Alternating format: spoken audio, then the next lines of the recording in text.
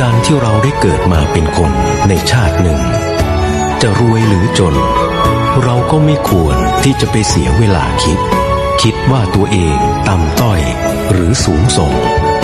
เพราะชีวิตนี้มันไม่มีอะไรแน่นอนใหญ่ได้ก็เล็กได้รวยได้ก็จนได้แข็งแรงได้ก็ป่วยได้ไม่มีใครใช้ชีวิตอยู่ได้ขำฝา